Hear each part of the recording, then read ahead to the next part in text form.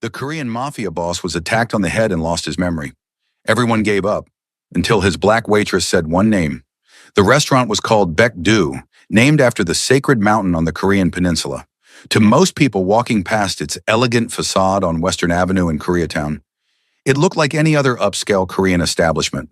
Sleek black exterior, minimalist signage, soft amber light spilling onto the sidewalk through floor-to-ceiling windows.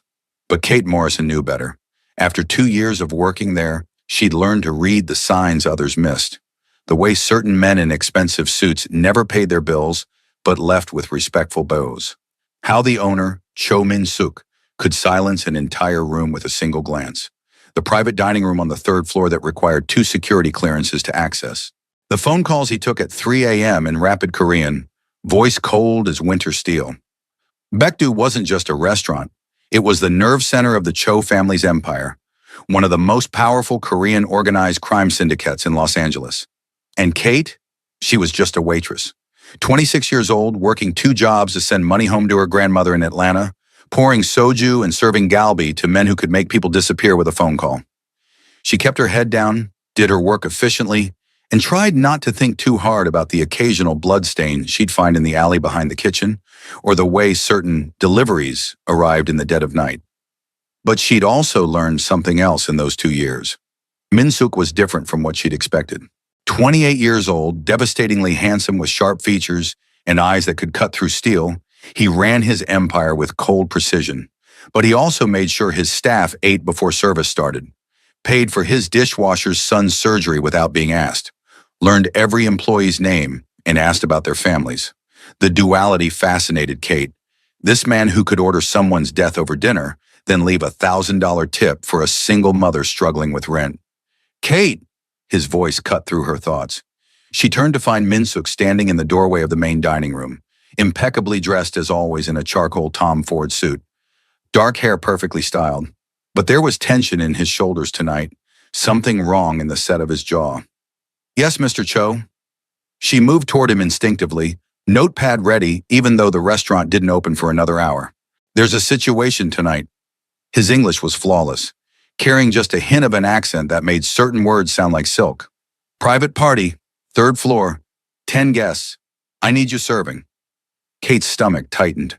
She'd only been to the 3rd floor twice before, once for a meeting that ended with someone being carried out unconscious, and once for what appeared to be a negotiation involving leather briefcases and stacks of cash. Of course, Mr. Cho. What time? 8 o'clock. And Kate? His dark eyes held hers, and she felt that familiar flutter in her chest that she'd been ignoring for months. Stay alert tonight. If anything feels wrong, if anyone makes you uncomfortable, you leave immediately, understand? I understand. But she didn't, not really. Min-suk had never warned her before. Whatever was happening tonight was different, dangerous. He studied her face for a long moment, and Kate wondered what he saw. Did he notice the way her breath hitched when he stood too close? How she'd memorized the exact shade of brown in his eyes?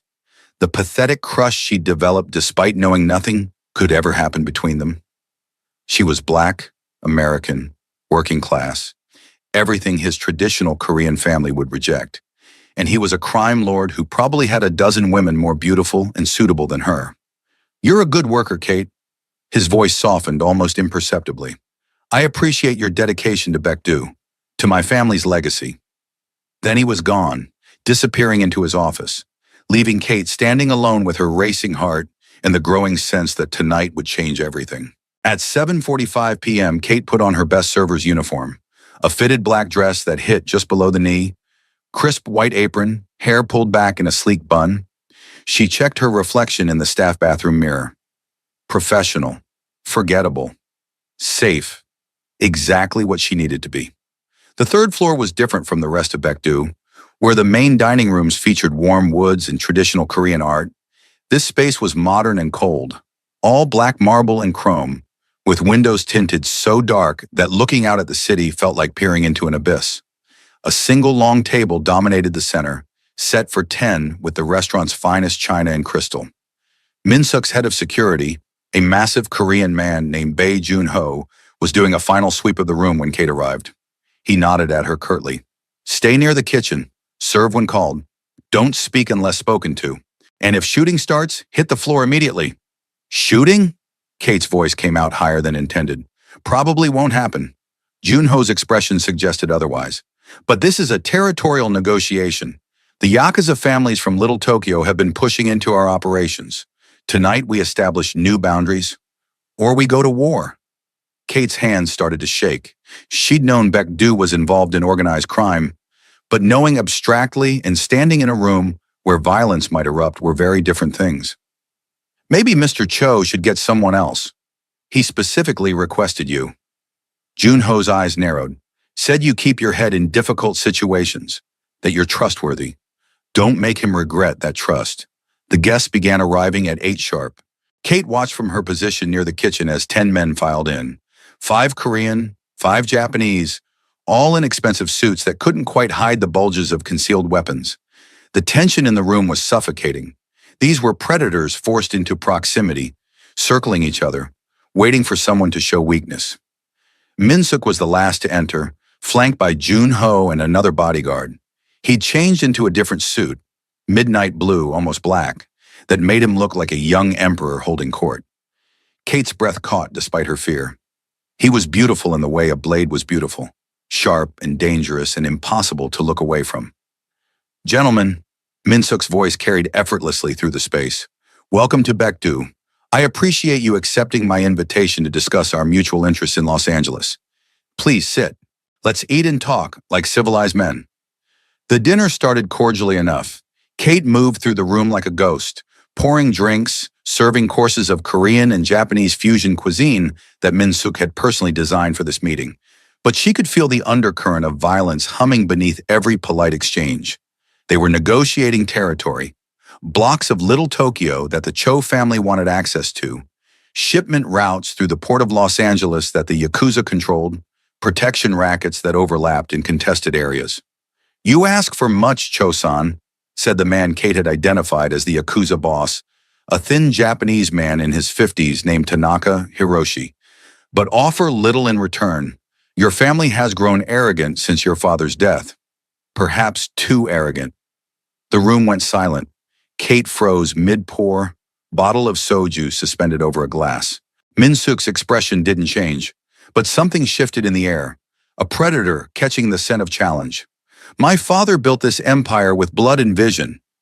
Min-suk's voice was soft, deadly. I inherited both. What the Cho family offers, Tanaka-san, is the opportunity to prosper together rather than destroy each other. I'd prefer partnership, but I'm fully prepared for war. The choice is yours. Tanaka smiled, but it didn't reach his eyes.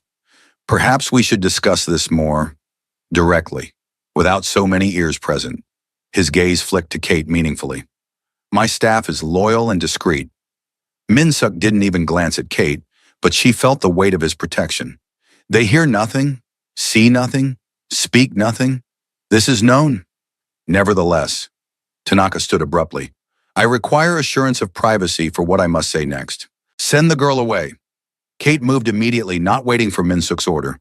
She'd just reached the kitchen door when she heard Tanaka's voice rise sharply in Japanese, then Korean, then the universal language of threat, the metallic slide of guns being drawn. She spun around to see chaos erupting. Min-suk was on his feet, Junho and the other bodyguard flanking him with weapons raised. But Tanaka's men had drawn faster, and suddenly there were 5 guns pointed at Min-suk's head, while only 2 pointed back. You insult me by refusing privacy, Tanaka said coldly. You insult my family by demanding territory that belongs to us. And you insult tradition by thinking youth and ambition trump experience and power. Your father would be ashamed. My father would have killed you for drawing weapons at his table. Min-suk's voice was ice. I'm showing more restraint than he ever would. But Tanaka-san, if you think I'm unprepared for this, you've made a fatal miscalculation. He smiled then, cold and vicious and absolutely terrifying. And Kate realized he'd been expecting this, wanting this. The dinner had been a trap to draw out Tanaka's aggression, to justify what came next. The kitchen door burst open. 20 armed men flooded the 3rd floor, Min-suk's soldiers, hidden and waiting. Within seconds, Tanaka's group was surrounded, completely outgunned. The Yakuza boss's face went white with fury and fear. Lower your weapons, Min-suk commanded, and his men obeyed instantly. This is the deal, Tanaka-san. You leave Los Angeles. All operations, all territory, all influence. You have 1 month to transfer everything to the Cho family or designated neutral parties. In exchange, I let you and your men walk out of here alive tonight. I don't pursue you to Japan. I don't kill your families. I give you mercy. You'll start a war with the entire Yakuza network. I'm prepared for that war. Are you? Minsuk leaned forward slightly. Because I'm 28 years old, Tanaka-san. I have decades to fight. You have what? 5 years before you retire? 10 before you die? How much blood are you willing to spill for territory you can't hold? The math was brutal and clear. Tanaka's hand trembled slightly as he lowered his weapon. His men followed suit. The surrender was silent but absolute. 1 month, Tanaka bit out. Then Los Angeles is yours. Minsuk nodded once. Junho will escort you out. This meeting is concluded. As the Yakuza members were herded toward the exit, Kate finally remembered to breathe.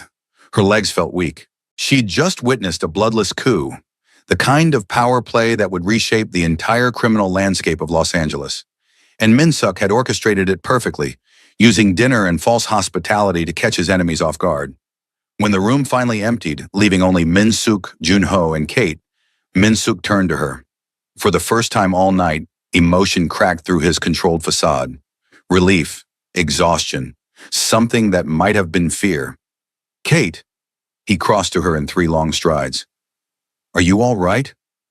I know that was terrifying, insane, the most dangerous thing I've ever witnessed. Kate's voice shook. Yeah, Mr. Cho, I'm fine. Just peachy. Definitely not traumatized or anything. A ghost of a smile touched his lips. You did well. Stayed calm. Didn't panic. That matters. Why did you want me here? The question burst out before she could stop it. You could have had any server. Why specifically request me for something this dangerous? Minsuk's dark eyes held hers, and Kate saw something there she couldn't quite name. Because I trust you. Because in 2 years you've never gossiped, never asked questions, never shown fear even when you probably should have. Because, he stopped, jaw tightening. Because I wanted someone I know would be safe, would follow instructions, would survive if things went wrong. The admission hung between them, weighted with implications Kate didn't dare examine. Before she could respond, Junho appeared in the doorway. Boss, we have a problem. Kim faction just called. They heard about the meeting. They're not happy about the Yakuza concessions. They want to talk. Tonight. Minsuk's expression hardened back into the mask of leadership. Tell them I'll meet at the warehouse in an hour. He turned back to Kate. Go home. Take tomorrow off. Paid. And Kate, thank you for everything tonight. Kate nodded, grabbing her purse from the kitchen. But as she left Baekdu, walking out into the cool Los Angeles night, she couldn't shake the feeling that she'd just crossed some invisible line. She wasn't just an employee anymore. She'd witnessed something that made her valuable. And in Minsuk's world, valuable meant vulnerable. The next 3 days passed normally. Kate worked her shifts at Baekdu, served customers, collected tips. Minsuk was absent, not unusual after major business dealings. She told herself she wasn't disappointed, told herself it didn't matter that he hadn't thanked her personally again, told herself the way he looked at her that night didn't mean anything. On the 4th day, Minsuk still hadn't appeared. Kate started to worry. On the 5th day, when Junho arrived for lunch, looking haggard and drawn, Kate couldn't help herself. Is Mr. Cho all right? She asked quietly as she poured his tea. I haven't seen him all week. Junho's eyes flicked to her, assessing. Then surprisingly, he answered. He's handling the fallout from the Tanaka situation. There have been complications. The Kim faction is demanding concessions. Other families are testing our boundaries. It's a delicate time. But he's safe. Something shifted in Junho's expression. Surprise, maybe even approval. For now, why do you ask? Kate busied herself wiping down the already clean table. Just want to make sure my boss is okay. Can't run a restaurant without an owner, right? Right. But Junho's tone suggested he didn't believe that was her only reason. I'll tell him you asked about him. He'll appreciate it. That evening, Kate was closing up the main dining room when her phone buzzed with a text from an unknown number. Thank you for your concern. I'm fine. Working late. MCS. Her heart did something stupid and complicated in her chest. Minsuk had her number, had taken the time to text her personally. She stared at the message for a long moment before typing back, "Good to know the boss isn't dead. Would hate to lose my job." The response came quickly. "You'd find another job in an hour. Restaurants fight over servers like you. Ones who don't panic during armed standoffs. Ones who are smart, efficient, and don't ask questions they shouldn't." A pause, then another message. "But yes, the not panicking thing is a bonus." Kate smiled despite herself, fingers hovering over her phone. This was dangerous. She knew that, texting her boss, the crime lord, like they were friends. But something about the normalcy of it, the casual back and forth, felt like a lifeline. "Get some sleep, Mr. Cho. You can't run an empire on no rest. Is that an order from my waitress? It's concern from someone who needs you alive so her paychecks keep clearing. I'll try." "Good night, Kate. Good night, Mr. Cho." Over the next 2 weeks, the text continued. Never anything inappropriate. Minsuk was always professional, always respectful of the boundaries between them. But there was something growing in those late-night exchanges. A connection Kate couldn't quite name but couldn't deny either. He'd text her after difficult meetings. The Kim faction finally agreed to terms. "Peace in our time. Maybe." She'd respond with encouragement. "That's good, right? One crisis averted?" "In my world, Kate, one crisis averted just means another is brewing." But yes, for tonight, it's good. Sometimes he'd ask about her life. "How's your grandmother? You mentioned she wasn't feeling well." And Kate would find herself opening up better. "The medicine I could finally afford thanks to my raise, thank you again, is helping." She's stubborn, though, refuses to slow down. Stubbornness runs in your family, apparently. What's that supposed to mean? You work 2 jobs, send money home, never complain, and somehow still smile at customers who treat you like you're invisible. That's not determination. That's stubbornness. Or survival. Maybe both. Kate told herself it meant nothing, that Min Suk was just being a considerate employer, that the warmth spreading through her chest when his name appeared on her phone was just gratitude, not attraction, not the beginning of something that could destroy her. But she was lying to herself, and deep down, she knew it. The attack happened on a Tuesday night, 3 weeks after the Yakuza meeting. Kate was working the late shift when Junho burst through the restaurant doors, blood on his shirt, face twisted with panic. "Close Baekdu, now! Send everyone home! Lock everything down!" His voice was raw, desperate in a way Kate had never heard. "Boss's orders." Fear spiked through Kate's chest. "What happened? Where's Mr. Cho?" "Hospital. UCLA Medical. He's alive, but..." Junho's voice cracked. "Just close the restaurant. I have to get back to him." The rest of the night passed in a blur. Kate sent the staff home, locked up Baekdu with shaking hands, then sat in her car in the parking lot, trying to decide what to do. She shouldn't go to the hospital. She had no right. She was just an employee. Just someone he texted occasionally, nothing more. But her hands were already turning the ignition, her car already pulling onto Western Avenue toward UCLA.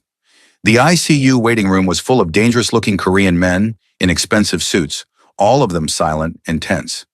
Kate recognized several of Min Suk's lieutenants, his inner circle.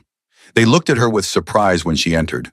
A black woman in a server's uniform, clearly out of place in this world of organized crime and family loyalty. "You shouldn't be here," one of them said flatly. "This is family business." "I just want to know if he's okay." Kate's voice came out smaller than she intended. "I work at Baekdu. Mr. Cho is my boss. I need to know."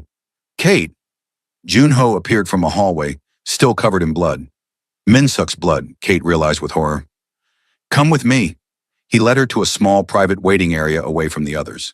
Up close, she could see the devastation in his eyes, the way his hands trembled slightly. This man who'd held a gun to Yakuza members, without flinching, was barely holding himself together. "What happened?" Kate whispered. "Ambush. The Kim faction. They weren't satisfied with the treaty terms. Decided to make a statement." Junho's jaw clenched. "Hit our convoy on the way back from a meeting in Monterey Park. 4 of our men are dead, 3 more critical, and Minsuk..." He stopped, overcome. Kate reached out instinctively, touching his arm. "Tell me, please." "Took a bullet to protect me. Stupid, heroic bastard threw himself in front of me when the shooting started. Bullet grazed his skull. Doctors say he's lucky to be alive, but there's swelling on the brain. They had to relieve the pressure surgically. He's in a coma. They don't know when or if he'll wake up. The world tilted. Kate grabbed the edge of a chair to steady herself. He's going to be okay, though. The doctors said... They said they don't know. Junho's voice broke completely. He's the only family I have left, Kate. Min-suk saved me from the streets when I was 16. Gave me purpose. Became my brother in everything but blood. If he doesn't wake up, if he dies, he won't, Kate heard herself say, with a certainty she didn't feel. He's too stubborn to die. You said so yourself. He took a bullet for you. That's not someone who gives up easily. Junho looked at her for a long moment, really looked at her. He cares about you. I don't know if he's told you that. Maybe doesn't even know it himself. But the way he talks about you, asks about you, you matter to him, Kate, more than an employee should. The admission hung between them, confirming what Kate had suspected but never dared believe. I care about him too, she heard herself whisper. I know I shouldn't. I know it's impossible. But I do. Then sit with me. Junho gestured to the chairs.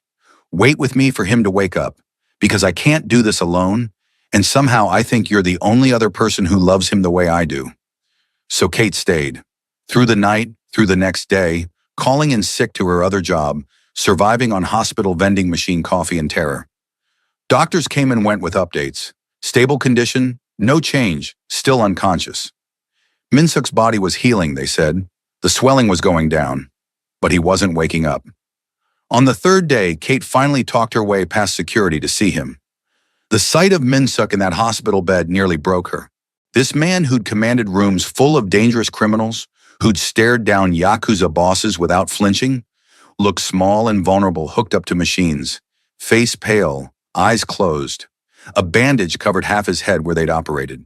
Hey, Mr. Cho, Kate whispered, pulling a chair close to his bed. It's Kate, from Baek-do, your favorite waitress. She tried to smile. Well, technically, probably your only waitress who witnessed you stage a coup and didn't run screaming. So I win by default. Nothing. No response, no flicker of awareness. Just the steady beep of monitors. You need to wake up, Kate continued, voice breaking. Because Junho is falling apart without you? Because your empire needs leadership? Because... She reached out, taking his hand carefully. Because I really want to know how our story ends. And I can't do that if you don't wake up. She sat with him for hours talking about nothing and everything. About Baek-do, about the customers, about her grandmother's latest phone call. She told him stories from her childhood in Atlanta, about her dreams of opening her own restaurant someday. Confessed things she'd never told anyone. Her fears, her loneliness, how she'd come to Los Angeles chasing a dream that hadn't materialized, but somehow found something better in the process. I think I'm falling for you, she finally admitted into the silence, which is stupid and impossible and completely inappropriate. You're my boss. You're a crime lord. You're Korean and I'm black and we're from totally different worlds. But Min-suk. She squeezed his hand gently. When you look at me, I feel seen. When you text me late at night, I feel valued. You make me laugh and think and want things I know I shouldn't want. So you need to wake up so I can figure out if this is real or just a stupid crush on someone who showed me basic human kindness. But Min-suk didn't wake up. Days turned into a week. The doctors started using words like uncertain prognosis and potential complications. Junho organized the business, holding the empire together through sheer force of will while their leader lay unconscious. And Kate divided her time between Baek-do and the hospital, unable to abandon either. On day 10, everything changed. Kate arrived at the hospital for her evening visit to find chaos. Doctors rushing into Min-suk's room, machines beeping urgently. She tried to follow but was pushed back by security. What's happening? She demanded. He woke up, Junho said, appearing beside her. His face was a complicated mix of relief and something else.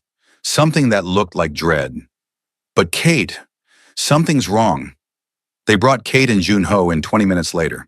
Min-suk was sitting up slightly, alert and alive, but his eyes when they landed on Junho were completely blank. Who are you? His voice was rough from disuse. Where am I? What happened? The neurologist, Dr. Chen, stepped forward. Mr. Cho, I'm afraid you've experienced retrograde amnesia as a result of your head trauma. You've lost approximately 3 years of memory. You remember your father's death, taking over the family business, but nothing after that. No recent events, no people you've met in the last few years. 3 years, Min-suk's voice rose slightly, panic edging in. I don't remember. Junho? He looked at the massive security chief with confusion. You look older. What happened to you? Time happened, boss. Junho's voice was thick. 3 years of it that you can't remember. Min-suk's eyes swept the room, landing on Kate. She felt the impact of his gaze, but this time there was no recognition, no warmth, just the assessment of a stranger evaluating a potential threat. Who's she? The words hit like a physical blow. Kate felt something inside her crack and splinter. He didn't know her, didn't remember their texts, their conversations, the way he'd protected her during the Yakuza meeting. She was nothing to him again. Less than nothing. A stranger. Just someone from the restaurant, Junho said quietly. She was concerned about you. Min-suk nodded absently, already dismissing her. Thank you for your concern. You can go now. Kate fled, made it to the parking garage before the tears came. Huge, racking sobs that left her gasping for air. She'd known it was impossible, known there could never be anything real between them. But to have him look at her like she was nothing, like those moments they'd shared had never existed. She sat in her car for an hour, trying to pull herself together. Then she drove home, called in sick to both jobs, and spent the next 2 days in bed staring at their old text messages, torturing herself with evidence of something that no longer existed, at least not in Min-suk's mind. On the third day, Junho showed up at her apartment. Kate answered the door in sweatpants and one of her grandmother's old hoodies, eyes red from crying. You look terrible, Junho said bluntly. Thanks. That's exactly what a girl wants to hear. Kate moved to close the door, but he blocked it with his foot. I need your help. With what? Min-suk doesn't even know who I am anymore. Exactly, which is why I need you. Junho's expression was desperate. Kate, he's not himself. The doctors say the physical trauma is healing, but the memory loss is extensive. 3 years, completely gone. He doesn't remember key deals, important alliances, people he trusted. Worse, he doesn't remember who he'd become in those years. Kate shook her head. I don't understand what you want from me. Min-suk 3 years ago was different, harder, colder. His father had just died, and he was drowning in rage and grief. He made decisions based on violence, not strategy. Burned bridges. Created enemies. Junho leaned against her doorframe. The Min-suk you know, the one who built alliances, who showed mercy to Tanaka, who funded charity programs and tried to go legitimate. That's who he became over the last 3 years. But now, he's reverted. He's planning retaliation against the Kim faction. Not strategic retaliation. Wholesale slaughter. He wants to start a war that will destroy everything he built. How am I supposed to stop that? He doesn't even remember me. Maybe that's the point. Maybe you're the key to bringing those memories back. Junho pulled out his phone, showing Kate photos of Min-suk from the past week. He looked different, harder, meaner, the softness she'd glimpsed completely gone. The doctors say specific triggers can sometimes restore memory. A smell, a taste, a word. Something that creates a strong neural pathway back to the lost memories. And you think I'm that trigger? I think you're the only person who became important to him in those 3 lost years who wasn't tied to business or violence. You represent something different, something he built outside the empire. If anything can reach the man he became, it's you. Kate wanted to refuse, wanted to protect her already broken heart from further damage. But she looked at those photos of Min-suk, at the coldness in his eyes, and remembered the man who'd texted her goodnight, who'd asked about her grandmother, who'd made her feel seen. What do you need me to do? The plan was simple in theory, complicated in execution. Kate would return to work at Bagdu. Min-suk had demanded the restaurant reopen, business as usual, despite still recovering. She would be his server, be around him, try to trigger memories through familiar interactions. Junho had briefed her on everything. Min-suk's routines, his preferences, the details of their text conversations that Min-suk no longer remembered. Be yourself, Junho advised. Don't push, Don't force it. Just be the person he'd text at 2 a.m. when he couldn't sleep. Be Kate. Easier said than done when the man in question looked at her like a stranger. Kate's first shift back was excruciating. Minsuk was at his usual table in the corner, reviewing documents with his lieutenants. He glanced up when she approached to take orders, and Kate saw absolutely no recognition in his eyes. Just cool professional assessment. Green tea, he ordered curtly, and the lunch special. Of course, Mr. Cho. Kate kept her voice steady, professional. Gave no indication that they'd ever been anything more than employer and employee. But her hands shook slightly as she poured his tea, and she saw him notice, his eyes narrowing. Are you nervous? The question was sharp, assessing. Are you afraid of me? Kate met his gaze steadily. Should I be? Something flickered across his face. Surprise, maybe interest. Most people are. I'm not most people, Mr. Cho. She set the tea down carefully. Your lunch will be ready shortly. She walked away, feeling his eyes on her back, that same intensity she remembered. But now it felt dangerous rather than warm.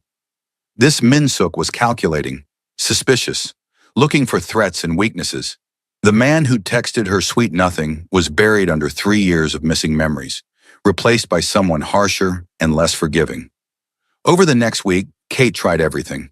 She mentioned details from their texts, her grandmother's health, the raise he'd given her. Referenced the Yakuza meeting, tried to recreate moments they'd shared. But Minsuk showed zero recognition. He was polite, professional, nothing more.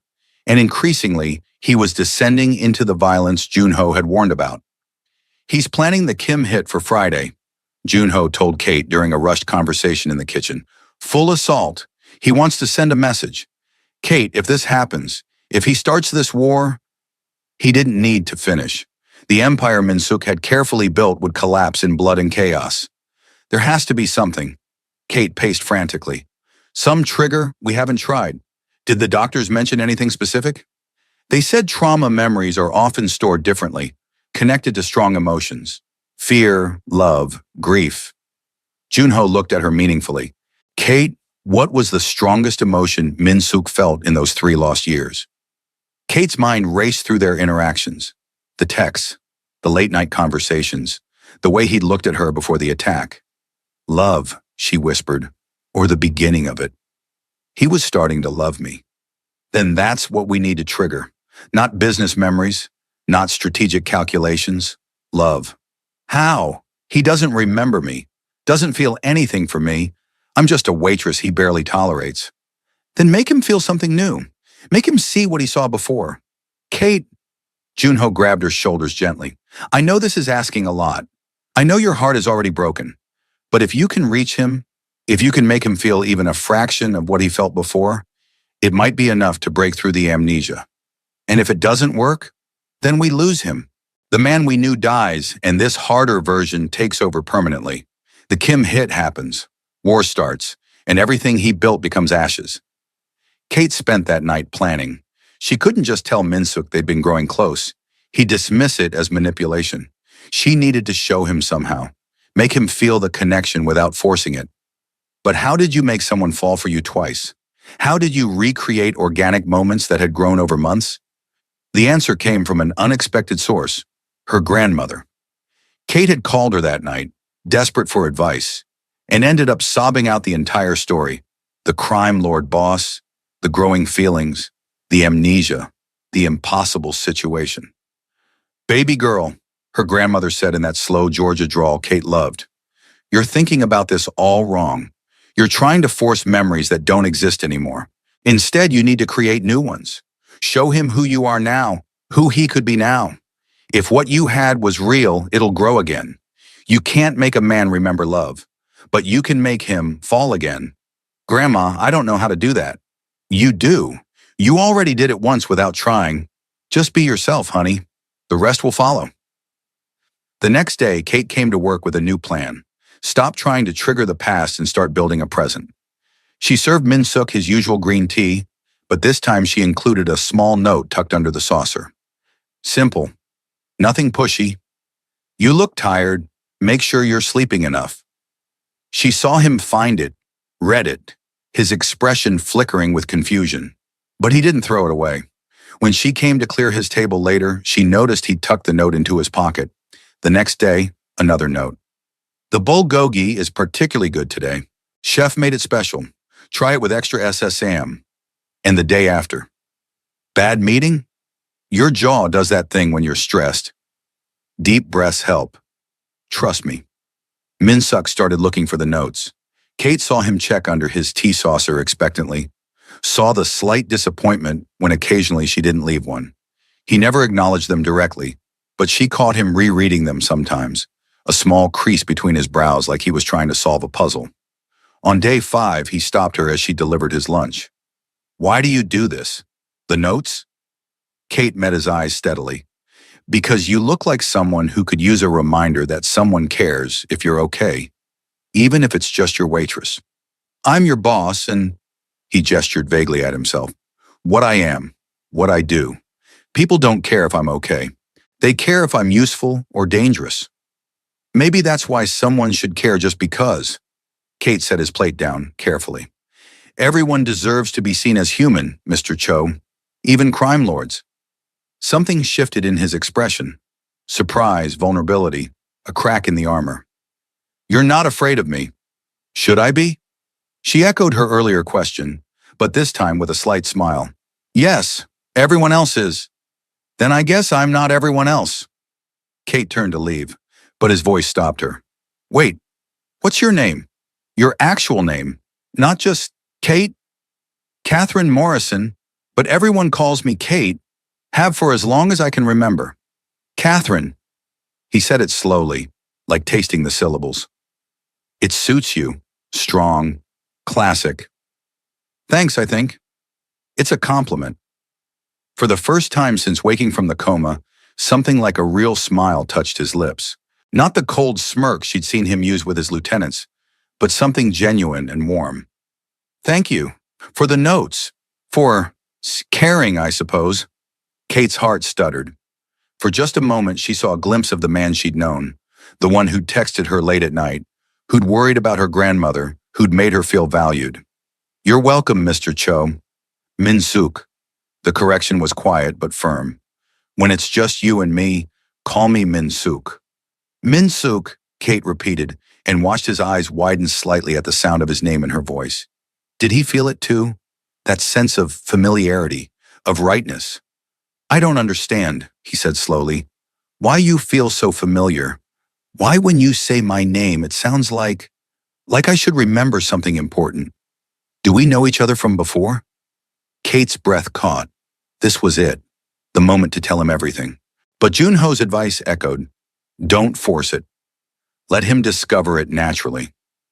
We've worked together for 2 years, she said carefully. So in a way, yes. You know me. I know you.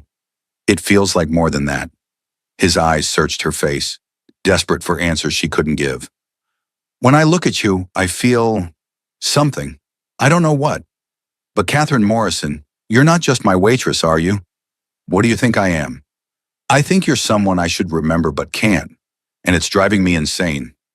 That night, Kate found Min-suk still at Baekdu long after closing, sitting alone in the dark dining room with a bottle of soju and what looked like 3 years of security footage pulled up on his laptop.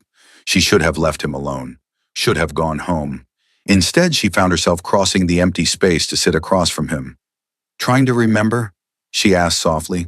Trying to understand who I was, who I became. He gestured at the screen, showing footage of himself from various dates over the past 3 years. Junho says I changed, became softer, more strategic, started building alliances instead of crushing enemies. But I look at this man on screen, and I don't recognize him, don't understand what made him different. Kate watched the footage with him, saw Min-suk greeting deaf community leaders at a charity event, saw him negotiating peacefully with rival factions, saw him laughing, actually laughing, with his staff at a Baekdu anniversary party. He looks happy, she observed, like he found something worth fighting for besides power. What? What did I find? I think that's something you need to discover for yourself. Kate stood to leave, but Min-suk's hand shot out, catching her wrist gently. Stay, please. I don't want to be alone with ghosts of a man I don't remember. So Kate stayed. They sat in the dark restaurant, passing the soju bottle back and forth, talking about everything and nothing. Min-suk told her about his childhood in Seoul, his father's impossible expectations, the weight of legacy. Kate shared stories about Atlanta, her grandmother's wisdom, her dreams of culinary school she'd given up for financial reality. You should go back to school, Min-suk said. I could arrange it, pay your tuition. I don't want charity. It wouldn't be charity. It would be investment. You're talented, Catherine. I can see it in how you move through this space, how you talk about food. You belong in a kitchen creating, not just serving. The use of her full name sent warmth through her chest. Why do you call me that? Catherine instead of Kate. Because Catherine sounds like someone worth knowing. Kate sounds like someone you take for granted. His eyes met hers in the darkness. And I have this feeling, I can't explain it, that taking you for granted would be the biggest mistake of my life. Kate's breath caught. He was so close to remembering. She could see it in his eyes, in the way he leaned toward her unconsciously. Min-suk, I keep having dreams, he admitted. Since I woke up. Dreams of someone whose face I can't quite see. Someone who makes me feel safe. Someone I'm terrified of losing. I thought they were just fragments of my broken brain trying to make sense of trauma. But tonight, sitting here with you, he reached up, cupping her cheek gently. I think maybe I was dreaming of you. Kate's heart was pounding so hard she thought it might break her ribs. That's impossible. You didn't know me before. Not really. Then why does touching you feel like coming home? His thumb brushed across her lips, and Kate couldn't help the small gasp that escaped. Why does every cell in my body scream that you're mine, and I'm yours, and I'm missing something crucial? Min-suk, you have to remember on your own. I can't. He kissed her, softly at first, questioning, then deeper as Kate melted into him. It felt exactly like their first kiss had. Electric and perfect, and absolutely right. When they finally broke apart, both breathing hard, Min-suk pressed his forehead to hers. Tell me I'm not insane. Tell me you feel this too. You're not insane, Kate whispered. I feel it. I felt it for months. Then help me understand. Please, Catherine. Help me remember who I was. Who we were. Kate pulled back, looking into his desperate eyes. We weren't anything. Not officially. You were my boss. I was your employee. But there was something growing. Something that scared both of us because it didn't make sense. You're a crime lord. I'm a waitress. You're Korean. I'm black. We're from completely different worlds. And yet here we are, again. Whatever happened before, it's happening now. I can feel it. The doctors say you might never remember, that 3 years could be gone forever. So you need to decide, Min-suk. Do you want to rebuild what we were starting to have, or do you want to walk away while you still can? I don't want to walk away. His hands framed her face. I don't care if I never remember. I want to build something new with you, Catherine Morrison. Starting right now. They started dating that week. If you could call late-night dinners at Baekdu after closing and stolen moments between his business meetings dating. Min-suk was intense in his pursuit, making up for lost time he couldn't remember. He sent flowers to her apartment, texted her throughout the day, showed up at her other job just to walk her to her car. You're being reckless, Junho warned. The Kim faction is still planning retaliation. Dating Kate makes her a bigger target. Then we'll protect her, Min-suk said simply. I'm not giving her up, Junho. Not again. Again? Boss, you don't remember. I don't need to remember to know she's important. Look at her. Min-suk gestured to where Kate was laughing with the kitchen staff, completely at ease. She fits here, with us, with me. My brain might not remember, but my soul does. But the Kim situation was deteriorating. Min-suk's amnesia had created a power vacuum, and various factions were testing boundaries. The planned assault was still scheduled for Friday, 3 days away. And despite Junho's protests, Min-suk was committed to violence. They tried to kill me, he said coldly during a meeting Kate wasn't supposed to overhear. They need to understand the cost of that failure. The man you were would have found another way, Junho argued. Negotiation, alliance, strategic pressure instead of open war. I'm not that man anymore. Kate's heart sank. He was right. The gentle parts of Min-suk's personality, the mercy and strategic thinking he'd developed over 3 lost years, were gone. This version was harder, crueler, And if he went through with the Kim assault, he'd destroy not just them, but everything he'd built. She had to do something. Had to find a way to trigger his memories before Friday. But how? Every attempt had failed. Every conversation, every familiar situation, nothing broke through the wall in his mind. That night, unable to sleep, Kate pulled out her phone and scrolled through their old texts. Hundreds of messages, months of late-night conversations, all erased from his memory. She read through them chronologically, looking for patterns, for clues to what had made Min-suk change from the hard man he'd been to the softer version she'd known. And there it was. One text, sent 3 months after they'd started talking. My sister's birthday today. Would have been 12. Still can't believe she's gone. Sometimes I forget, reach for my phone to text her, then remember. Does grief ever get easier? Kate remembered her response.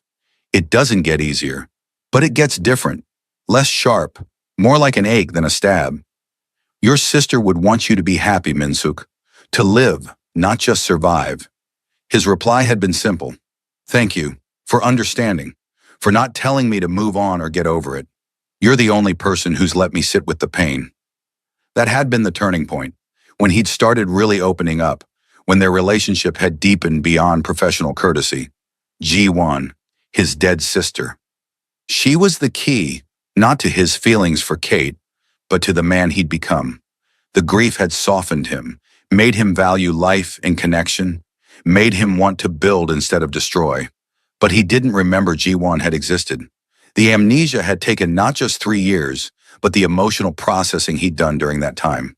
He'd lost his sister twice, once to death, once to forgotten grief. Kate knew what she had to do, and it terrified her. The next morning, Kate arrived at Baekdu to find Min-suk in his office, reviewing attack plans for the Kim assault. Her stomach churned at the coldness in his eyes, the casual way he discussed violence. We need to talk, she said without preamble, closing the door behind her. Min-suk looked up, surprise flickering across his face. Catherine, I didn't expect you until lunch service. This can't wait. Kate took a deep breath, steeling herself. I know how to help you remember. He stood immediately, moving around his desk toward her. How? The doctors said, the doctors don't know you like I do, like you did before. Kate pulled up photos on her phone, pictures of a young girl that Jun-ho had given her. Korean, maybe 9 years old, bright smile, hands forming signs. Do you recognize her? Min-suk stared at the photos, his face going pale. Should I? Her name was Cho Ji-won, your sister. She died 3 years ago, right at the edge of your memory loss. You loved her more than anything in the world. I don't have a sister? But his voice cracked. His hands shook as he took Kate's phone, zooming in on the girl's face. I would remember. I would know. You do know. Somewhere deep down. Min-suk, Ji-won was deaf. You learned sign language for her, spent years protecting her, advocating for her, making sure the world saw her as whole. When she died, it nearly destroyed you. But it also changed you, made you gentler, made you value life differently, made you the man who would later text me late at night about grief and loss and healing. Tears were streaming down Min-suk's face, though Kate didn't think he realized it. Stop. I don't want to hear this. You need to hear it, because the assault you're planning, the violence you want to unleash, Ji-won would hate it. She believed in building, not destroying, in mercy, not revenge. You spent the last 3 years trying to honor her memory by becoming better. And now you're throwing that away because you can't remember why it mattered. You're lying. But he couldn't look away from the photos. This is manipulation. You're trying to... Ji-won, Kate said simply. The name. Say her name, Min-suk. Cho Ji-won. Your baby sister. Say it. Cho Ji-won. He whispered it like a prayer. Cho Ji-won. Cho Ji... The change was instantaneous and devastating. Min-suk's eyes went wide, pupils dilating, as color drained from his face completely. He stumbled backward, catching himself on his desk, one hand flying to his head where the surgical scar was. Kate watched in horror as he collapsed to his knees, a guttural sound tearing from his throat. Min-suk! She dropped beside him, but he couldn't hear her. He was somewhere else, lost in a flood of returning memories. She saw his lips moving, forming words. Ji-won, sorry. Couldn't save you, my fault. Jiwon, Jiwon. It lasted 5 minutes. 5 eternal minutes where Kate held him while he shook and cried and remembered 3 years of life all at once. The doctors had warned this could happen, that sudden memory restoration could be traumatic, but knowing it intellectually and witnessing it were different things. Finally, gradually, Min Suk's breathing steadied. His death grip on Kate's hand loosened. When he looked up at her, his eyes were different, clear, aware, devastated but whole.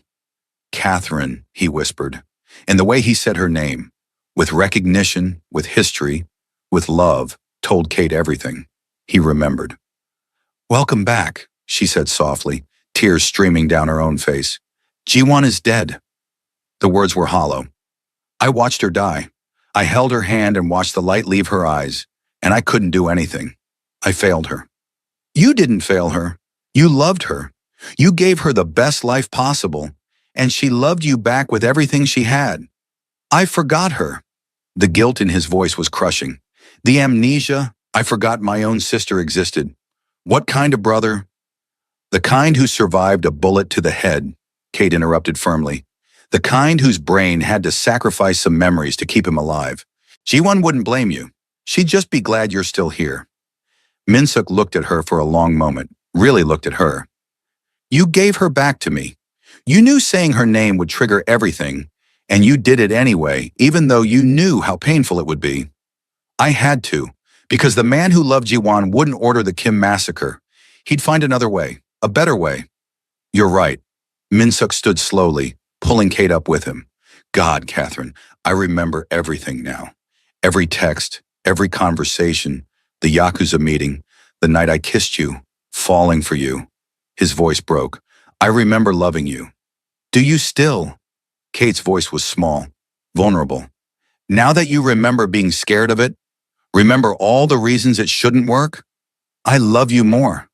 He pulled her close, cradling her face gently. Because I remember choosing you despite those reasons. I remember deciding you were worth any risk, any complication. And Catherine, I'd choose you again. Right now, without hesitation. Even though I broke your heart by making you remember Jiwon's death, especially because of that, you gave me the one thing I needed most, my sister back. Even if only in memory. Even though it hurt. You knew the cost and paid it anyway. His thumb brushed away her tears. How could I not love someone that brave? Kate kissed him then, pouring 3 weeks of fear and loneliness and desperate hope into it. And when they broke apart, she saw the man she'd fallen for looking back at her, complex and dangerous and capable of terrible things. Yes, but also gentle and grieving and trying so hard to be better. The Kim assault, she said. You're canceling it? I'm negotiating instead. Like I should have done from the beginning, before the amnesia made me forget why violence should be the last resort. He rested his forehead against hers.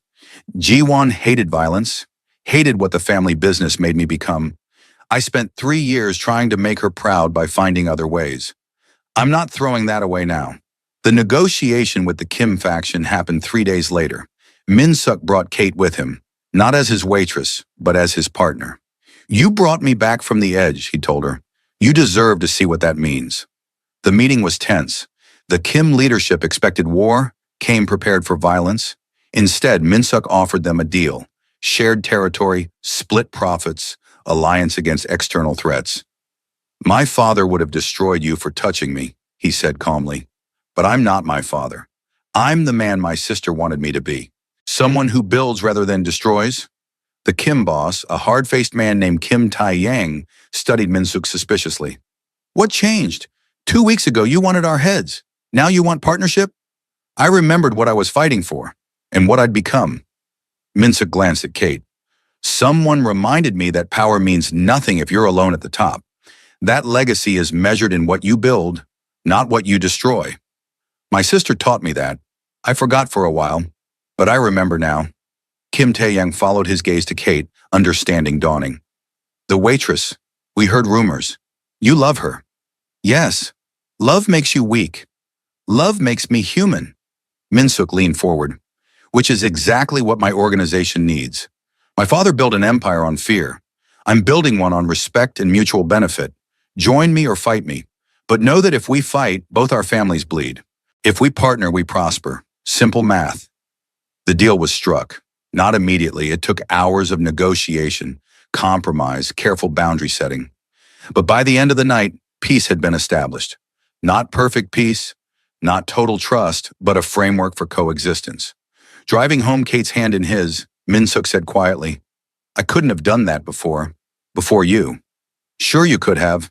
You were already becoming this person. I just reminded you who you were. No. Catherine, listen to me. He pulled over, needing her to understand. The amnesia stripped away 3 years of growth, made me the man I was right after Jiwon died. Angry, grieving, destructive. But you didn't just give me back my memories. You gave me a reason to be better even without them. Those weeks when I didn't remember you, I still fell for you. Still wanted to be someone worthy of your respect. You changed me twice. Once slowly over 3 years. Once in 3 weeks. That's not just being a reminder. That's being the catalyst. Kate's eyes filled with tears. I was so scared I'd lost you, that the man I loved was gone forever. You'll never lose me. Even if I forget everything again, even if another bullet scrambles my brain, my soul knows you, recognizes you, choose you. He kissed her softly. Catherine Morrison, I love you. Past, present, future. Memory or no memory. You're mine and I'm yours. That's not negotiable. Then I guess I should make this official. Kate took a breath. Cho Min-suk, I love you too. Despite your criminal empire and your dangerous life, and the fact that you scare the hell out of me sometimes, I love you. Good. He grinned, that boyish expression she loved. Because I'm not letting you go. Ever. Fair warning. 3 months later, Min-suk asked Kate to marry him, not in some grand public gesture, but in the Baekdu kitchen after closing, surrounded by the staff who'd become family. He got down on one knee in his apron, hands covered in flour from helping prep tomorrow's specials, and signed as he spoke, Catherine Morrison, you saved my life twice. Once by reminding me who I wanted to be. Once by giving me back the memories I needed to become that person. You taught me that love isn't weakness. It's the strongest thing I can build. My sister would have adored you. I know I do. Marry me.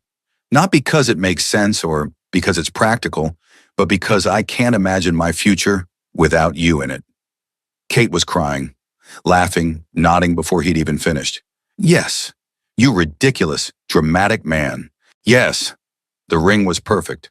A black diamond surrounded by smaller white ones, striking and unique, and so perfectly them. As he slid it onto her finger, Kate thought about how far they'd come. From employer and employee to this. From him not knowing who she was to him knowing exactly who she was and loving her anyway. The wedding happened 3 months later. Small, intimate, blending Korean and American traditions.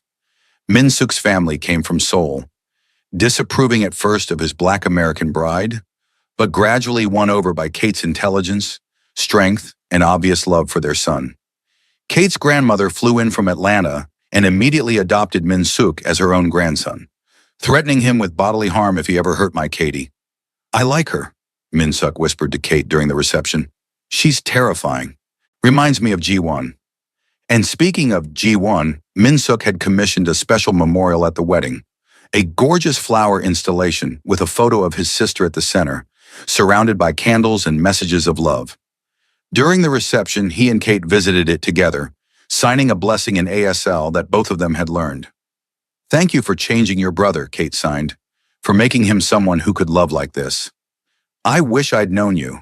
Min-suk's eyes filled with tears as he added, she would have loved you, would have said you're too good for me. She'd be right. He took Kate's hand, but she'd also be happy that I found someone who sees me, all of me, and loves me anyway. That's all she ever wanted for me. 1 year after the wedding, Kate stood in the kitchen of her new restaurant.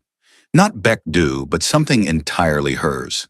A fusion place that blended Korean and Southern American cuisines, funded by Min-suk but designed and operated entirely by Kate.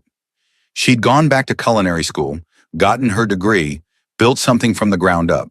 The restaurant was called Ji-won's Table, A tribute to the sister Kate had never met but who'd changed her life anyway. Half the staff were deaf, part of Kate's mission to create truly inclusive spaces. The other half were working class kids like she'd been, given opportunities they'd never expected. Min-suk walked in during the dinner rush, and Kate's heart still did that stupid flutter thing when she saw him. He'd continued transitioning the family business toward legitimacy, slowly, carefully, but steadily. Still dangerous, still powerful, but building more than destroying. "How's my favorite chef?" he asked, stealing a kiss over the pass. "Busy, happy, grateful." Kate gestured at the full dining room. "We're booked solid for the next month. Can you believe it?" "I can." His eyes were soft with pride. "You're brilliant, Catherine. You built something beautiful." "We built something beautiful." She took his hand. "You, me, all of this. It's ours." That night, after service ended and staff left, they sat together in the empty restaurant, just like they'd done that night in Baekdu, sharing soju and talking about everything. But this time was different. This time they were building something together, a life, a legacy, a future. "Do you ever think about that night?" Kate asked. "When I came to you with Jiwon's pictures?" "Every day. You took a massive risk. Could have broken me completely instead of fixing me. But I knew. Somehow I knew her name was the key." Kate leaned her head on his shoulder. "It's like Jiwon brought us together. Like she wanted you to find someone who'd love you the way she did. Completely, fiercely, without conditions." "I miss her," Min-suk admitted. "Still. Always. But Catherine, loving you doesn't mean I loved her less. It means I'm honoring what she taught me. That life is for living, not just surviving. That love is worth the risk. That being soft doesn't mean being weak. She'd be proud of you, of us." Kate turned to face him. "We're building exactly what she would have wanted. A world where people like her are celebrated, not hidden. Where love crosses boundaries. Where power is used to protect, not destroy." "I have something for you." Min-suk pulled out a small box. Inside was a delicate necklace, a pendant with Jiwon's name in Korean and ASL hand shapes forming sister. "Min-suk, Jiwon never got to be an ajumma, an aunt. But if she had, she would have wanted to be part of our children's lives. So I thought, when we have kids someday, they'll never meet her. But they can know about her, carry her with them." His voice was thick with emotion. "You gave her back to me. I want to give her to our future." Kate was crying now, clutching the necklace. "It's perfect. She's perfect. You're perfect. I'm not perfect. I'm a work in progress who got incredibly lucky that you saw potential instead of just problems."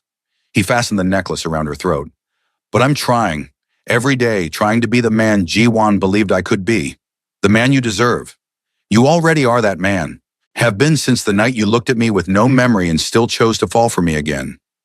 5 years later, Kate stood in that same restaurant, holding their daughter, 3 years old, named Ji-won, after the aunt she'd never meet, already learning sign language alongside English and Korean. Min-suk had fully legitimized the family business, transforming it into a network of restaurants, real estate, and community investment. He sat on charity boards, funded deaf education programs, used his influence to build rather than break. The Cho family empire was still powerful, still commanded respect, but now it was known for opportunity rather than fear, for partnership rather than domination. Min-suk had become exactly what his sister had wanted, a man who wielded power with mercy, who led with strength, tempered by compassion. "What are you thinking about?" Min-suk asked, sliding an arm around Kate's waist as they watched their daughter play with building blocks. "About how I almost lost you, how close you came to becoming someone else entirely. But you didn't lose me. You said one name, Ji-won, and brought me back." "That's magic, Catherine." "That's love," Kate corrected. "Love is knowing which name will save someone, which truth will heal them, which risk is worth taking." "Then I'm the luckiest man alive, because you love me enough to risk breaking me to make me whole." Their daughter looked up then, signing Appa, Daddy, and reaching for Min-suk. He scooped her up, and Kate's heart swelled watching them together. This dangerous man holding their tiny daughter like she was made of spun glass, signing stories to her in the language his first Ji-won had taught him. "Ji-won would love this," Kate said softly. "Love her. Love what we built." "She does love it. I feel her sometimes, you know." in the quiet moments, like she's watching, smiling, maybe even laughing at how dramatically complicated our love story had to be. It was pretty dramatic. Crime boss loses memory, waitress saves him by saying his dead sister's name. They fall in love twice. Sounds like a drama, a really ridiculous one. Our drama, Kate corrected. Our ridiculous, beautiful, impossible story. Min-suk kissed her softly, their daughter giggling between them. Best story I've ever lived. Even the parts I forgot, especially those, because they let me fall for you twice. And Catherine, his eyes held hers, dark and intense, and full of the love she'd fought so hard to protect. I'd lose my memory 1,000 times if it meant finding my way back to you every time. Let's not test that theory, Kate said dryly. Once was traumatic enough. Fair, but my point stands. Memory or no memory, past or present, I'd always find you. Always choose you. You're written into my soul, not just my brain. Kate thought about that night in the hospital, watching Min-suk lie unconscious, wondering if she'd lost him forever. Thought about the desperate plan to trigger his memories. Thought about the moment she'd whispered Ji-won's name and watched him crack open with returning life. It had been terrifying and necessary and the bravest thing she'd ever done. But standing here now, surrounded by the life they'd built from broken pieces and recovered memories, Kate knew it had been worth it. Every tear, every moment of doubt, every risk. Worth it for this, for him, for them. I love you, Cho Min-suk. Every version of you. The one who remembered me, the one who forgot, the one who fell for me twice. All of you. And I love you, Catherine Morrison Cho. The woman who gave me back my memories, my sister, my humanity. The woman who saved me in every way a person can be saved. They kissed as their daughter applauded, as if she understood the significance of her parents' love story. And maybe she did, on some level. Maybe she could feel the weight of all the things that had almost torn them apart but ultimately brought them together. The amnesia, the grief, the impossible circumstances, one name. That's all it had taken to change everything, to restore 3 lost years, to save a man from becoming someone he'd spent years trying not to be. Ji-won, a sister's name, a key that unlocked memories and futures alike. Kate had said the name knowing it would hurt Min-suk, knowing it might break him. But she'd also known something more important, that remembering Ji-won would remind him why mercy mattered, why love was worth protecting, why building was better than destroying. She'd been right. And in being right, in being brave enough to speak one name that contained everything, Kate had saved not just Min-suk, but everyone connected to him. Had prevented a war, had restored a man to himself, had built a future from recovered memories and new love. That night, after their daughter was asleep, Min-suk and Kate sat on their balcony overlooking the city. Los Angeles sprawled below them, lights twinkling like promises, full of possibility and danger in life. Do you ever wonder what would have happened if you hadn't said her name? Min-suk asked quietly. If you'd let me stay in the amnesia, let me become that harder version of myself? Every day, but I couldn't, because I knew who you really were. Knew that the man who'd texted me late at night about grief, who'd learned sign language for his sister, who'd chosen mercy over violence, that man was still in there, just buried, waiting for someone to call him home. Ji-won called me home. Through you. Min-suk pulled Kate close. You're my angel, Catherine. My miracle. The person who loved me enough to hurt me so I could heal. That's what love is sometimes. Knowing when to be gentle and when to be brutal, when to let someone rest and when to force them to remember. Kate kissed his temple. And Min-suk? I'd do it again. Every time. Because you're worth fighting for. Worth the risk. They sat in comfortable silence. Two people who'd found each other across impossible odds. A Korean Mafia boss who'd lost his memory. A black waitress who'd said one name and changed everything. A sister's name that carried the weight of grief and love and transformation. Ji-won. That's what it had taken. One name. One truth. One woman brave enough to speak it and one man strong enough to hear it. 10 years later, Kate stood in the grand ballroom of the Cho Foundation headquarters, watching Min-suk accept an award for his work in deaf education and community development. He'd come so far from the crime boss who'd taken a bullet to the head. Now he was a legitimate businessman, philanthropist, community leader. Still powerful, still commanding, but using that power to build opportunities rather than control territory. Their children, 3 now, all learning ASL alongside their other languages, sat in the front row with Kate's grandmother, still going strong at 85, and Min-suk's mother, who'd long since forgiven her son for marrying outside Korean society and now bragged constantly about her beautiful grandchildren. "This work is personal to me," Min-suk said in his acceptance speech, signing as he spoke. "My sister Ji-won was deaf. She died 10 years ago, but her influence shapes everything I do.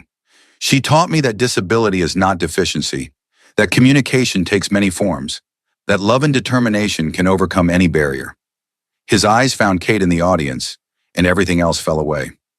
"But my wife taught me something even more important, that we are not trapped by our past or defined by our memories, that even when we lose ourselves, love can call us home, that speaking one true name can save a life." Kate's eyes filled with tears as Min-suk continued. "10 years ago, I lost my memory, forgot 3 years of my life, including the growth and change my sister's death had sparked in me. I was becoming someone I didn't recognize. Someone who solved problems with violence rather than strategy, who saw mercy as weakness, who'd forgotten why compassion matters. My wife brought me back, not by forcing me to remember, but by reminding me of the most important person in my life. She said my sister's name, Ji-won, and in doing so, gave me back not just my memories, but my purpose. She saved me from becoming someone my sister would have been ashamed of." The audience was completely silent, hanging on every word. Min-suk's voice grew thick with emotion. "So this award, for work supporting deaf education, for building inclusive communities, for using resources to uplift rather than control, this isn't mine. It belongs to 2 women, Ji-won, who taught me by example what strength and joy look like, and Catherine, who loved me enough to break me open so I could heal." He gestured for Kate to join him on stage. She hesitated, but their oldest daughter, 7 now, fierce and brilliant, pushed her forward. Kate climbed the stairs and Min-suk pulled her close, signing as he spoke. "I have lived 2 lives, the one before Ji-won's name brought me back, and the one after. Both times I fell in love with this woman. Both times she saw past my power and position to the person underneath, and both times she chose me anyway."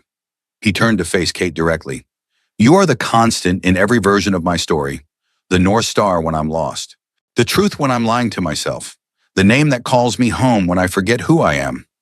"You're embarrassing me in front of very important people," Kate whispered, but she was smiling.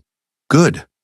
You deserve to be celebrated, to be seen, to have everyone know that whatever I've built, whatever I've become, it's because you believed in me. Even when I didn't remember why I should believe in myself." The audience erupted in applause. Kate buried her face in Min-suk's shoulder, overwhelmed by the public declaration. But he just held her, solid and certain, exactly as he'd been since the moment he'd remembered who she was and fallen for her all over again. That night, back in their home, a sprawling house in the hills with space for kids and visiting family and the occasional business meeting, Kate found Min-suk in his study, looking at old photos, not business documents or strategy plans, just pictures of Ji-won. "You okay?" Kate asked softly, sliding her arms around him from behind. "Just thinking about that night, when you came to me with these photos and told me I had a sister I'd forgotten. When you said her name and my entire world rearranged itself. Scariest thing I've ever done. Bravest thing anyone's ever done for me." He turned to face her. "Catherine, do you know what the amnesia taught me? What losing 3 years showed me?" "What?" "That who we are isn't just what we remember. It's what we choose. I fell for you twice. Once with memories of our growing connection, once with none of that context, which means what I feel for you isn't dependent on shared history or accumulated moments. It's something deeper, something that exists beyond memory." "Soul deep," Kate said softly. "Exactly. You could take away every memory I have of you, and I'd still find you, still choose you, because loving you isn't something I remember. It's something I am." Kate kissed him, pouring a decade of love and struggle and triumph into it. When they broke apart, she rested her forehead against his. "Ji-won brought us together, you know. Her death changed you, made you someone who could see me, value me, love me. And then her name saved you when you'd lost yourself. She's the invisible thread connecting every part of our story." "She'd love that," Min-suk said with a sad smile.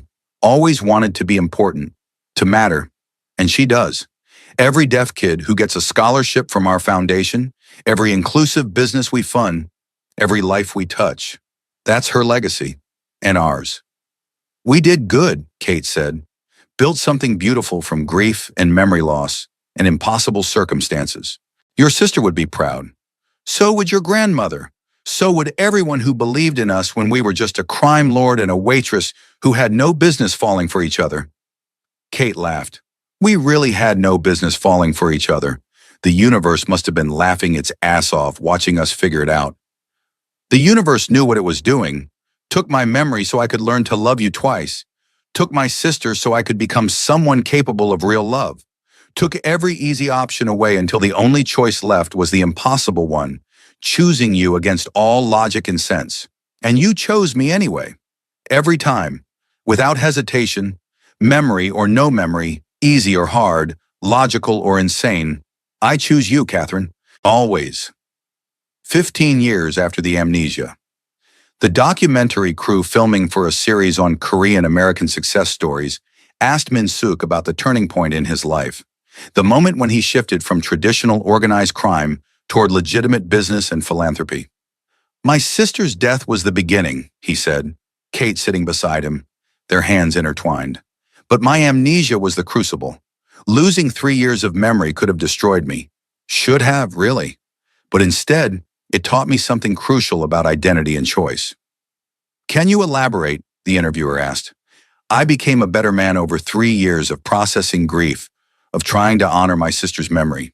Then a bullet took those years away, and I reverted to who I'd been. Harder, colder, more violent. I was planning actions that would have destroyed everything I'd built. He squeezed Kate's hand. My wife saved me. She knew the key to unlocking my memories wasn't recreating situations or showing me photos of myself. It was reminding me of the person I'd been trying to honor. So she spoke my dead sister's name, Ji-won, and everything came flooding back. That must have been traumatic. It was devastating, remembering her death all over again, remembering 3 years of grief I'd forgotten. It broke me open, but it also made me whole, because I didn't just remember facts.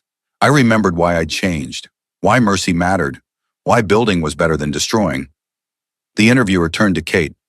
That was an incredible risk. What made you confident it would work? Kate smiled. I wasn't confident. I was terrified it would break him permanently. But I knew who he really was, not the man the amnesia had created, but the man he'd become through grief and growth. And I knew his sister was the key.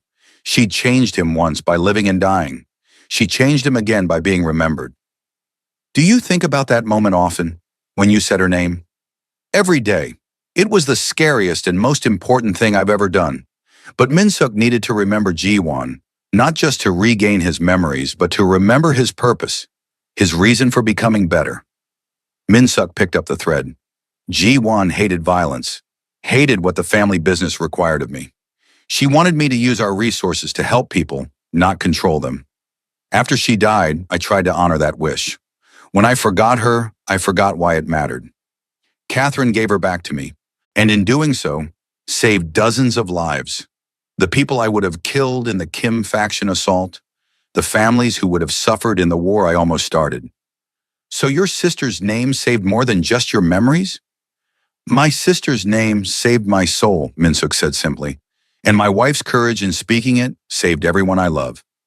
20 years after the attack, Kate stood in the garden of Ji-won's table.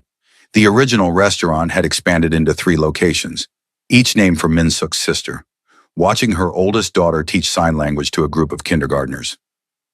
The Cho Foundation had grown exponentially, funding deaf education programs across the country, providing scholarships, creating opportunities. Min-suk found her there, silver threading through his hair now, lines around his eyes from decades of smiling. Nostalgic? Just thinking about how far we've come. 20 years since you lost your memory. 20 years since I said Ji-won's name and brought you back. Best decision you ever made. Scariest decision, Kate corrected. I had no idea if it would work. Could have just as easily destroyed you. But you took the risk anyway. That's love, Catherine. Not the easy moments, but the impossible choices. The decisions that require everything. They stood in comfortable silence, watching their daughter sign with bright-eyed enthusiasm, teaching the next generation a language that bridged worlds. Kate thought about that terrified 26-year-old waitress who'd fallen for her crime lord boss, who'd sat beside his hospital bed and confessed her feelings to an unconscious man who'd ultimately saved him by speaking one name. "Do you ever regret it?" she asked. "The amnesia, the trauma, all the pain?" "Never." Minsuk's answer was immediate, "because it taught me something I needed to know, that loving you isn't about memory or history or accumulated time. It's about recognition, soul-deep recognition. I fell for you with full awareness of our connection, then I fell for you again with none of that context, which proved that what we have transcends circumstance." That's very philosophical for a reformed crime boss. "I've had 20 years to think about it. 20 years of being grateful that you were brave enough to say my sister's name, that you loved me enough to risk breaking me so I could be whole." Kate leaned into him, feeling the solidity of his presence, the warmth of his love. "Jiwon would be proud, of everything we built, every life we've touched, every kid who learned they could achieve anything despite, or because of, being deaf. She'd be proud of you especially. You're the one who saw potential instead of problems, who believed a crime lord could become a philanthropist, who knew that speaking one name could change everything. It was her name to speak. I just knew it was the key, knew that remembering her would remind you of why you changed, why mercy mattered, why violence should be the last resort, not the first. You saved dozens of lives that night," Minsuk said quietly. "The Kim faction members I would have killed, my own people who would have died in retaliation, the families torn apart by war, all saved because you were brave enough to speak one name."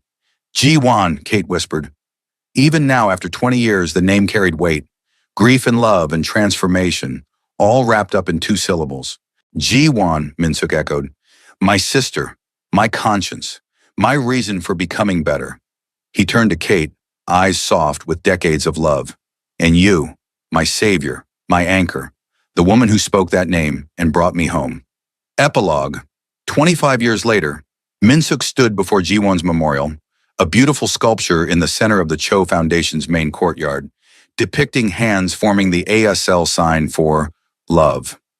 Kate stood beside him, both of them older now, worn by time but strengthened by it too. "A quarter century," Kate said softly, "since you lost your memory, since I said her name, since everything changed. Best 25 years of my life." Minsuk pulled her close.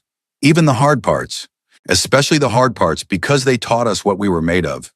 Their children, grown now, with families of their own, gathered around the memorial for the annual ceremony honoring Jiwon.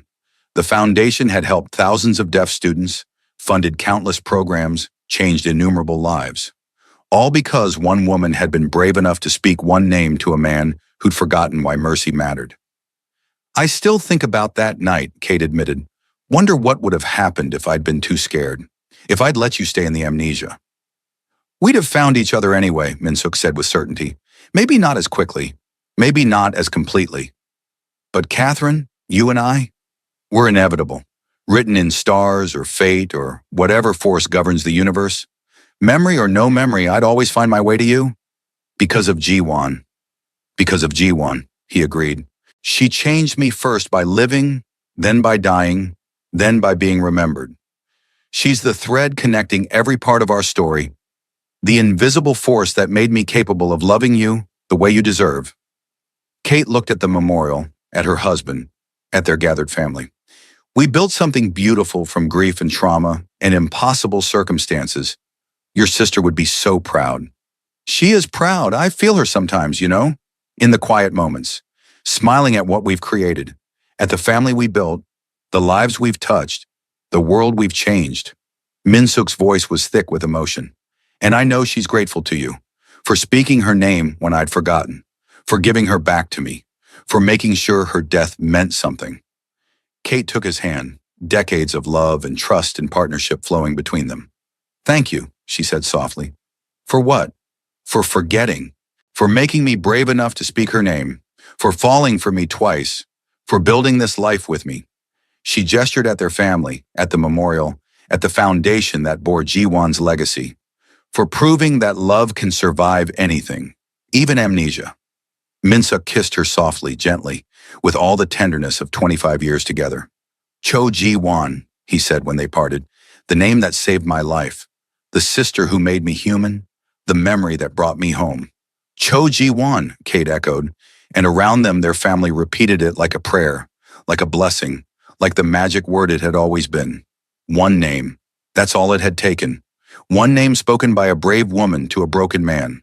One name that carried enough love and grief and truth to shatter amnesia and restore a soul. One name that changed everything. Ji-won, sister, savior. The invisible architect of an impossible love story.